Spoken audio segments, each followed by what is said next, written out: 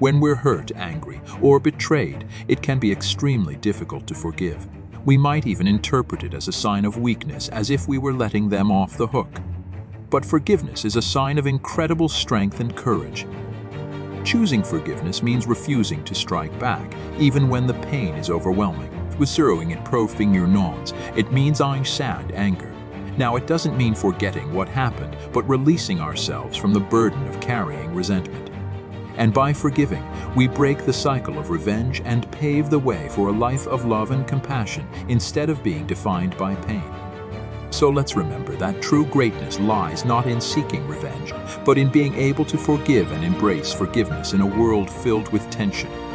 Take a moment to reflect on this Imam Hussain quote, and let's make an effort to be kinder, to show compassion to others, and to stay faithful to our relationships.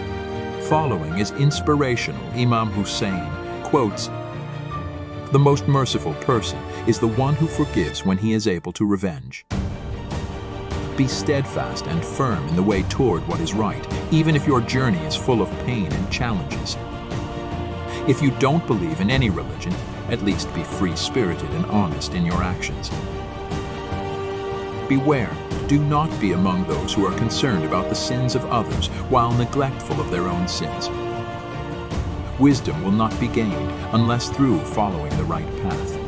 Kindness elevates human beings, and faithfulness is a sign of decency.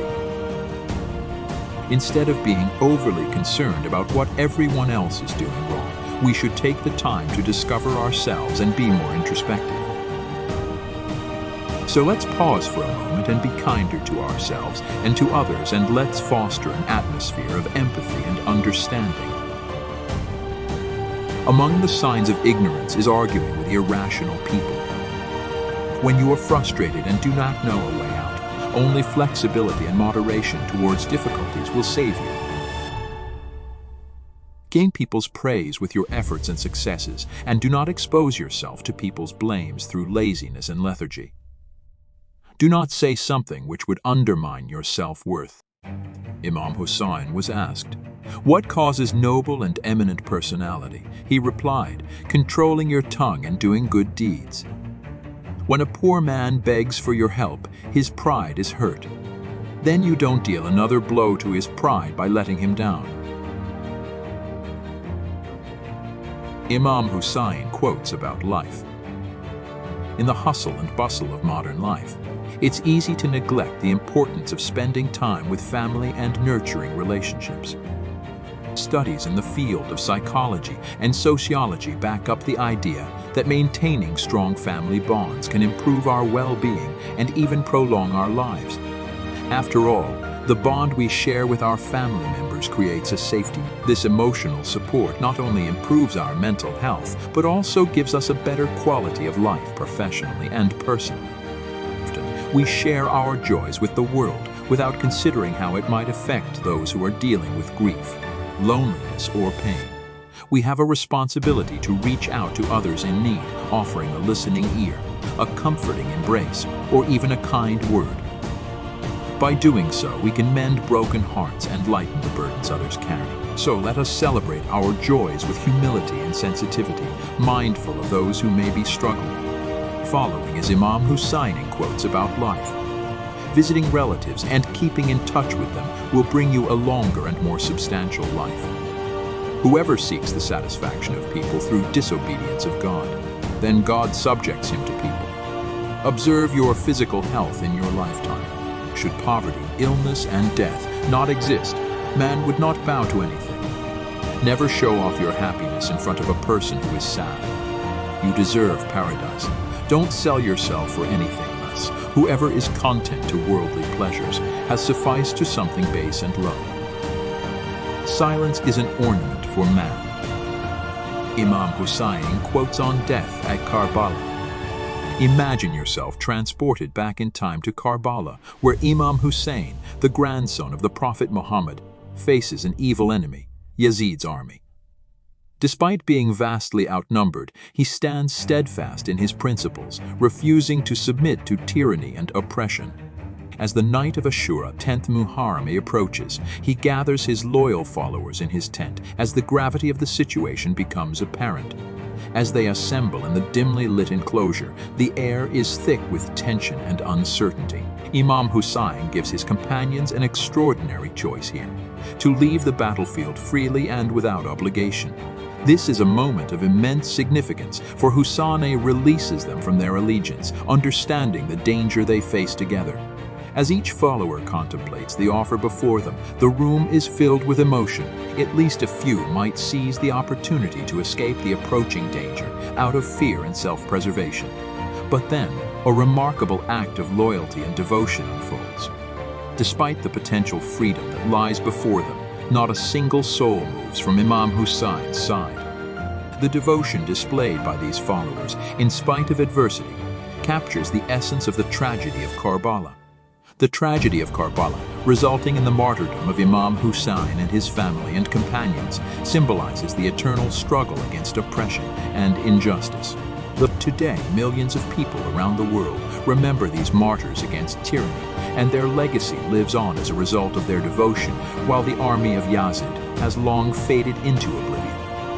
In the year 680 AD, during the month of Muharram, Imam Hussain fought against the oppressive forces of the Umayyad Caliph Yazid. Even though outnumbered, he refused to pledge allegiance to Yazid, whom he considered unjust and deviating from Islam's true teachings. And it's important to remember that the Battle of Karbala was not just a clash of arms, but a struggle between the forces of tyranny and the fight for righteousness. For Imam Hussain, dying for a righteous cause brought ultimate fulfillment and contentment. On the flip side, Imam Hussein's words also reflect his hatred for living under the rule of oppressive tyrants. He couldn't bear the thought of compromising his values, even if it meant enduring unimaginable hardships. The tragedy of Karbala, where Imam Hussain and his companions were martyred, holds immense significance for Muslims, and millions of Muslims, non-Muslims, visit Karbala, Iraq, where Imam Hussain and his family and companions are buried in honor of the martyrs. Following is Imam Hussain quotes on death and Karbala. On the night of Ashura, he gathered his followers in his tent, put out the light, and said, "Beware that I give you permission to leave this place. There is no obligation on you anymore, and you can all leave." However, not even one of them left his side. Death with dignity is better than life with humility. I do not know companions more loyal and better than my companions. Neither do I know a household more honorable and passionate than my household. May the Almighty reward you for the favors you have done me. And on the day of Ashura, he addressed his companions. Be patient, you noble ones. Death is only a bridge which takes you from misery and loss to the vast paradise and the eternal graces. To me, death for the sake of what is right is nothing but happiness, and living under tyrants nothing but living in hell. The aim of my revolution is to reform society and revive the true teachings of Islam. Yazid, the natural son of an illegitimate, has placed me in a dilemma, drawing my sword and fighting, or being humiliated by allegiance to him. But it is impossible for us to be humiliated. God, his messenger, the believers, my respectable family would not prefer obedience to mean people. To dying with glory. O the son of Adam, think for a while and ask yourself, where are the kings and emperors of the world? Where are those who rebuilt the ruins, dug ditches and wells, planted trees, and set up habitable towns? Where are those who gathered wealth? They had to part with their wealth and properties and leave them to others reluctantly.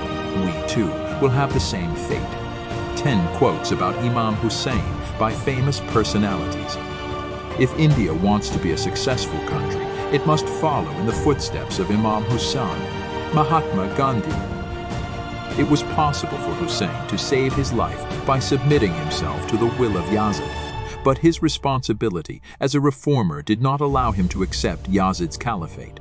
He therefore prepared to embrace all sorts of discomfort and inconvenience in order to deliver Islam from the hands of Umayyads under the blazing sun on the parched land, and against the stifling heat of Arabia stood the immortal Hussain. Washington Irving. If Hussain had fought to quench his worldly desires, then I do not understand why his sister, wife, and children accompanied him. It stands to reason, therefore, that he sacrificed purely for Islam. Charles Dickens. In a distant age and climate, the tragic scene of the death of Hussain will awaken the sympathy of the coldest reader. Edward Gibbon. The world is unable to present an example finer and brighter than the personality of Imam Hussain. Muhammad Ali Jinnah. If I had an army like the 72 soldiers of Hussain, I would have won freedom for India in 24 hours. Mahatma Gandhi. No tragic event of human history can vie with the end of Hazrat Imam Hussain in point of its heart, rendering pathos in the field of Karbala. Dr. Rajendra Prasad. Is there a heart that may not brim with grief and sorrow when it hears about the tragedy of Karbala? Even a non-Muslim also cannot deny the cleanness and purity of this Islamic war. Edward Brown. Imam Hussein's sacrifice is for all groups and communities an example of the path of righteousness. Edward Gibbon.